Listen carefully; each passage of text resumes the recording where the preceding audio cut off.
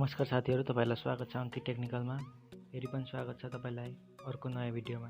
आज म तपाईलाई YouTube को कमेन्ट कसरी अफ गर्ने भन्ने टपिकमा बताउन गइरहेको छु। यदि तपाईले जति राम्रो भिडियो बनाए पनि तपाईको भिडियोमा नेगेटिभ कमेन्ट आउँछ भने तपाईले YouTube कमेन्ट अफ गर्न सक्नुहुन्छ।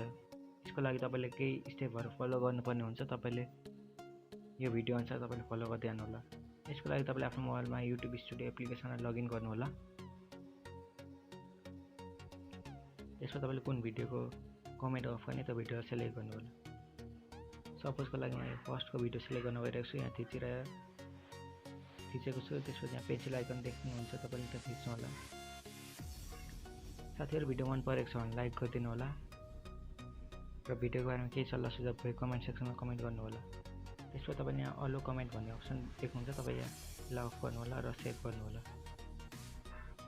र यहाँ देख्न सक्नुहुन्छ मेरो भिडियोको कमेन्ट अफ भइसकेको छ। Comment or turn off. यसरी तपाईले आफ्नो भिडियोको कमेन्ट अफ गर्न सक्नुहुन्छ। आई होप कि तपाईलाई भिडियो मन परेको छ। हामी फेरि भेट हुनेछ अर्को भिडियोमा। तबसम्मको लागि म बिदा चाहन्छु। जय नेपाल।